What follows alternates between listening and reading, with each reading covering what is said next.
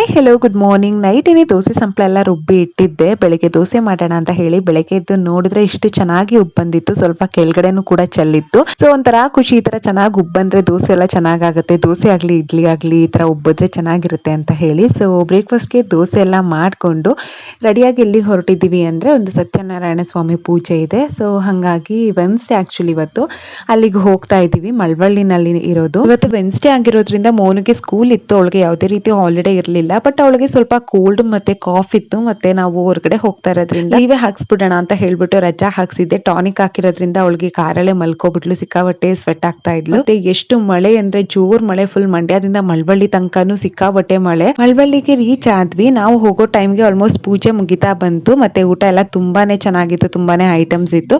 So ಊಟ ಮುಗಿಸ್ಕೊಂಡು ಪೂಜೆ ಮುಗಿಸ್ಕೊಂಡು ಆನ್ ದ ವೇ ಹೋಗ್ಬೇಕಾದ್ರೆ ಮಂಡ್ಯ ಅಲ್ಲೇ ಅಪ್ಪಾಜಿ ಮನೆಗೆ ಹೋದ್ವಿ. ಅಪ್ಪಾಜಿ ಎಲ್ಲೋ ಹೊರಗಡೆ ಹೋಗಿದ್ರು, ಅಮ್ಮ ಇದ್ರು, ಟೀ ಎಲ್ಲ ಮಾಡಿದ್ರು. ಟೀನ ಕುತ್ಕೊಂಡು ಮಾತಾಡ್ತಾ ಇದ್ವಿ. ಮೋನು ಕೂಡ ಡ್ರೆಸ್ ಎಲ್ಲ ಚೇಂಜ್ ಮಾಡ್ಬಿಟ್ಟು ಅವಳು ಸ್ವಲ್ಪ ಹೊತ್ತು ಆಟ ಆಡಿದ್ಲು. ಆಮೇಲೆ ನಾವು ಮಂಡ್ಯಗೆ ಹೊರಟ್ವಿ.